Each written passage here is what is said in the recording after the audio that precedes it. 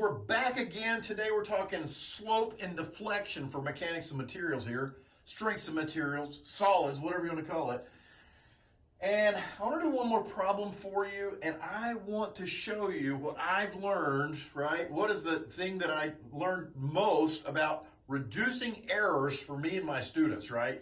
How do I do these problems without screwing it up? Because if y'all have worked some of these problems, you know that the algebra can be pretty intense, and there's about 1.7 million places where you could make a screw up mistake, right? So I have kind of learned a few tips that maybe help reduce the opportunity for a screw up with a sign or with whatever, right? And I'm going to share those with you right now. So tips and tricks, pros only, no amateurs. Turn away if you're an amateur. Okay. So for this particular problem, right, I've got a cantilevered beam, a distributed load, 4 kilonewtons per meter, and then I've got a concentrated load on the end. And let's say that there's two things, right? E, right? I need E and I need I.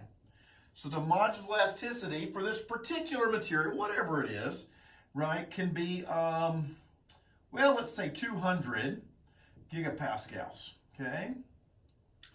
And then let's make I equal to, now these are in millimeters, this is a metric problem, so I is going to be millimeters to the fourth, which is going to be a big number. Let's say that it's 70 times 10 to the 6th millimeters to the fourth, okay? Big number, okay.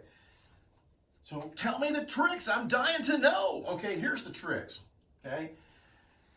If you're going to work on these problems, okay, this one's in metric units. If you got one in freedom units, right? America, we got it in inches, we got it in pounds or kips, or feet and kips, right? Or meters and kilonewtons, and I got gigapascals, I got all these mixed units. Number one mistake I see people making are these mixed units, right? Because when we work this out, right, slope, what is the unit for slope? The unit is radians, okay? The unit down here is going to be a length, in this case, millimeter, right? And when you're talking about radians, what has to happen for the units to have a radian? What do you have to have? Every single thing has to cancel, right? Now, I've got all these mixed units. I've got millimeters, I got gigapascals, I got meters, I got kilonewtons. Big time confusion, right?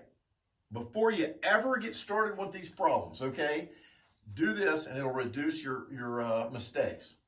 When if you're in the metric system, okay, for metric problems, change everything to newtons and millimeters, okay? I don't want no kilonewtons on there. I don't want any meters on there. I don't want any gigapascals, right? I want megapascals. What's megapascal? Newton over millimeter squared. Newtons and millimeters. That's it, okay? I know some of this stuff is going to get big. The numbers are going to get big. But what are you, afraid of zeros? What? Come on, okay? So, and in freedom units, right, we're talking about U.S. Customary, okay? What am I going to get? I want everything in pounds, and I want everything in inches. So if you got kips, multiply it by 1,000, get it into pounds. You got feet, divide it by 12, get it into inches, right? Get every single, before you ever do anything, okay? Get everything in those units. So when I start building my equations, everything starts to divide off. And then there's one more trick, okay? Here's the last tip. Always, let's see, draw FBDs of the left side, okay? What am I saying there? Here in a minute, you know what, when we do these problems, we've got to section the beam at some point. If you will always work from the left side going to the right, it'll make your life easier. You're going to make see this problem here, the wall is on the right. So a lot of students say, hey, I want to start over at the wall and go that way because I want to find global equilibrium here. You can totally do that. But then what starts to happen is, if this is my origin, I start working with negative distances. Do I multiply that by a negative, or is my sign going to change? I don't know. If you start over here, this is always the origin, this is always 0, and this is positive x going that way, you will make fewer mistakes if you always work left to right. Now, you know, if you split it, you can write this side or that side, it doesn't matter. But I find that we make way fewer mistakes if we always work from the left to the right, okay? So if you'll do that, if you'll do these two things before you ever get started, convert everything to newtons and millimeters or pounds and inches before you do a single thing, and then always draw your free bodies on the left side, okay? Let's see if we can work that problem, okay? Those are the tips, man. This right here, whoop. You just got your money's worth right there, man. Come on. Okay, so here we go. I'm gonna convert everything. I'm gonna do what he said. Here I go. Okay, kilonewtons, don't like it. Don't like it. You know what I like? 50,000 newtons. 4 kilonewtons per meter. Don't like it. Don't like it. That's 4,000 newtons per meter. Oh, I don't like meters on there. Get out of here. Let's see, meters is on the bottom, so a meter on the top is 1,000 mms. 4,000 divided by 1,000. You know what that is? That's 4, right? 4 newtons per millimeter. Now I've got everything in newtons and millimeters. Newtons, millimeters. What about that guy? Gigas. I don't know what that is. Here's what I do know though, right? If I put 3 more zeros on that, 1, 2, 3, it turns from a giga to a megapascal. And what's a megapascal? Newton over millimeter squared. Now that's in newtons and millimeters. That's in millimeters, right? And I would probably, in my calculator, I'm going to put this. I don't know, for some reason I never put things in as an exponent. I always put just 6 more zeros on it, right? Is that bad? I'm scared of exponents, okay? They scare me. Millimeters to the 4th, there you go. Don't be scared. I got you. Okay, now I got everything in newtons and millimeters, right? Oh, no, I don't. Look at that guy. That's meters. 12 meters is the same as 12 thousand millimeters. There you go. Now, I did what he said. I got everything in the right units here, okay? Now, what do we want to do? Okay, here's what we want to do. We want to section this beam right there, okay? And here, where did you cut that, you might ask? Well, at a distance of x, that's where I cut it. So let's draw the left side, right? So here we go. Left side looks like this. Over at this end, I've got the 50,000. And then what do I have on this part here?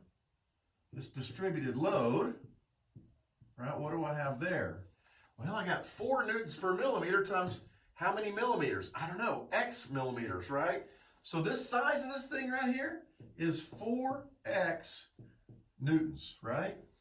Where are you going to apply that for that rectangular load? Well, I tell you, I think I'll put her right in the middle, okay? And then what happened over here where I cut the beam? You must have an M and V. Okay, here we go. There's our N, there's our V, and boom, there's our M, okay? Now the whole thing that we're heading towards here is we need the function, the moment function for that beam, okay? Where does that come from? Well, right here. Sum of the moments of the cut, at the cut, okay, equals 0 equals what? Well, that guy, now this is x here, isn't it? That's where I cut it, right? So that guy right there is 4x. Let's see, he rotates me positive times how far away? Well, x over 2, right? And then what? This guy over here, 50,000 rotating me positive, so plus 50,000 times how far away? X. And then don't forget your ma. You can't knock your ma out. There's the M. And so the M is, I drew that positive, didn't I? Plus M, okay? So rewriting that, M is equal to negative 2x squared, right? Minus 50,000 x, okay? There's my moment equation, okay? That's my moment function for anywhere on that beam. You give me an x, I'll tell you how big the moment is, okay? So here we go. We need to write two equations, right? Theta, and we need to write y, okay? Now, y is what I use for displacement, right? I know this beam is going to do that, don't I? Okay? That's what it's going to displace, and I'm looking for this value of y over here, okay? Now, if you use some authors and books, right, use this little weird-looking v. It kind of looks like Poisson's ratio. It kind of looks like velocity. It kind of looks like a lot of things. So that's kind of confusing to me. So I use just y, right? A distance in the y that it has displaced, okay? What is theta? Okay, theta is 1 over e times I times the integral of the function, the moment function, right? Okay, so what's that going to become? Minus 2/3 x cubed minus, what is that going to become? 25,000 x squared plus a constant of integration, right? Okay? And what's my y equation going to be? 1 over e times I times, now I'm going to integrate that to get the displacement, deflection. What is that going to be? That's going to be, I don't know. How about this? I'll do this. Negative 2/3 x to the 4th over 4, right? Minus 25,000 divided by 3 times x cubed plus c1x plus c2, okay? There you go. Hey, we got our equations for slope and deflection. Now, we got to come back and get rid of those constants. We'll do that in just a second. In the meantime, let's do one more thing and do this. What are the boundary conditions? That's the last thing we need, right? Boundary conditions. Okay. Okay. Those are the things that I know. Now, I know it said find max deflection. I know that's going to happen on the end of the beam. How do you know that? Because I use my brain, right? I know that max deflection, right? Max deflection, this thing I'm going to happen down here. So max is going to occur when x is equal to 0, isn't it? Isn't that true? Yeah. But what do I know about this beam? Here's what I know. This guy over here at the wall, I know the deflection at the wall is going to be 0. So I always like to do this. When x equals what? 12,000 millimeters. Okay. Comma, what? Y equals 0. What else equals 0 at 12,000 millimeters? 12,000. What did I say? Yeah, 12,000. That's right.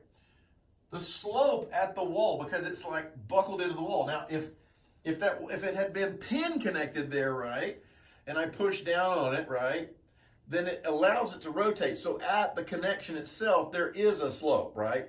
But since it's fixed and I push down on it, right, at the wall exactly, the beam has no slope. Then it starts to bend, right? Okay, so theta also equals to 0 at when x is 12,000, okay? So let's come back to this first equation, right? So what we're saying is when x is 12,000, so I can put a 12 in for x, 12,000, theta equals 0. This guy over here is 0. So what does that mean? 0 equals, now I can divide this, right, this constant over into the 0. He goes away, doesn't he? So 0 equals minus 2/3 x cubed, and what's x? 12,000, okay, cubed, minus 25,000 x squared, which is 12,000, plus C1, right? Okay, it's time for a little calculator action. Now, we can move these two guys to the other side, right? And so these are going to become positives. And we'll make this equal to right here, okay? Equals C1. How's that? Is that better? All right, so did you see it? Dadgummit, I made a mistake. There's about 1,000,000.7 places where you can screw this up, and generally it's going to be just in the algebra, okay? Be super careful. Look here. There was a square right there, and I didn't put him on there. Bam. Let's calculate C1. Here we go. Clear. 0.66667 times 12 thousand cubed equals plus 25,000 times 12,000 squared, right? Equals C1, which is big number. Okay, so C1 is equal to 4.75. I'm going to carry a few numbers here. Well, not really. 75200. E to the 12, right? So 12 decimal places over there. That's a lot. Okay, so we got that from just substituting 12,000 for x and setting our theta equal to 0, right? All right. So now we know C1. So let's come over here and let's look at this y equation. What do we know here? That we're looking for what? Well, we're looking for what is theta max. When is theta going to be at the maximum? Well, the theta is going to be at the maximum when x equals 0. So we're looking for this guy, theta max equals 1 over e times I. X is equal to 0. So goodbye, goodbye. C1's all I got left, isn't it? So really I'm going to have theta max is going to be equal to C1 divided by e times I. Let's do that. Let's put it right here. Theta max, okay, equals C1, right, divided by e times I. Now I already got C1 in my calculator, handy dandy. So divided by, let's see, 200,000, 1, 2, 3, equals, divided by 70, 1, 2, 3, 4, 5, 6. Okay? And theta max, which is going to be in what? Radians, right? Theta max is equal to 0.339 radians. Okay? And so that's one of our answers that we're looking for. Boom, we got it. That's this guy, isn't it? Okay? One more, let's come back and get y now. We'll do the same thing. We'll say here, look, y equals 0 when x equals 12,000. So we'll set him to 0, and we'll put 12,000s in for these x's, which we already know what C1 is, don't we? And we'll solve for C2. Let's do it. Okay? So if this is 0, I'm going to divide the e times I, right? So I'm going to get this. C2 is equal to, I'm going to put C2, right? I'm going to, like I did here, I'm going to move everything to the other side, right? So minus 2/3 of 12,000 to the 4th divided by 4. That's that guy. But he's minus, I'm moving to the other side. Let's make him a plus, shall we?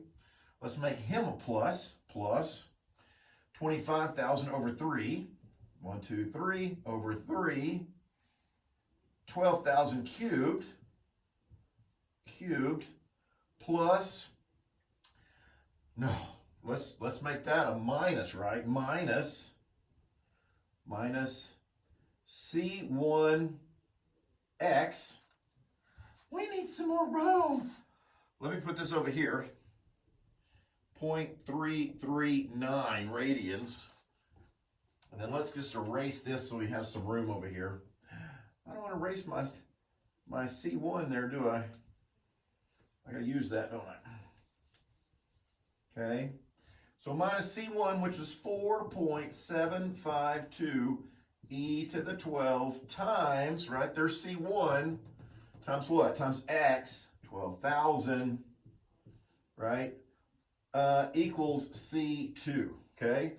So I moved him to the other side. He became minus. Him became positive. Him became positive. Let's get C2, okay? So C2 equals, calculator time. Okay, I calculated this giant mess, and here's what I got for C2. Minus 3.9168 E16.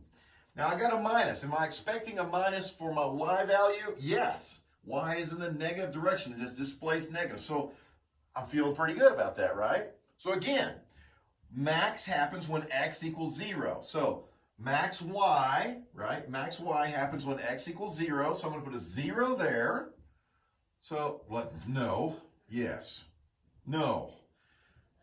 Max y is when x equals 0, right? So I got a 1 over e times I. You're 0, you're 0, you're 0. So really I have the same thing again, right? C2 divided by e times I gives me my max y. So this guy right here, whoop, divided by e times I is going to give me what? Y max. Okay?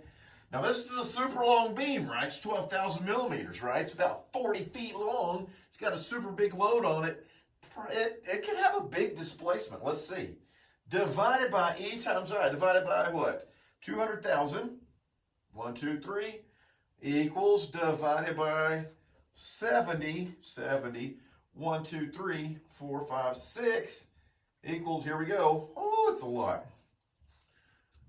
Equals minus 2,797.7 millimeters, right? Or 2.8 meters, right? Downwards, right? 2.8 meters. That's a lot of deflection, isn't it? That's a lot of deflection. Okay, so there it is. There's my Y max right there, okay? So, you know, I am not immune to this either. It's so easy to make an algebra mistake. It's so easy to make a calculator mistake. Be really careful. Put all your answers in twice. But I hope these little tips over here help you reduce the amount of mistakes that you do make on these. And I hope you get these figured out. Let's make an A+ on the test. I'll see you on the next video.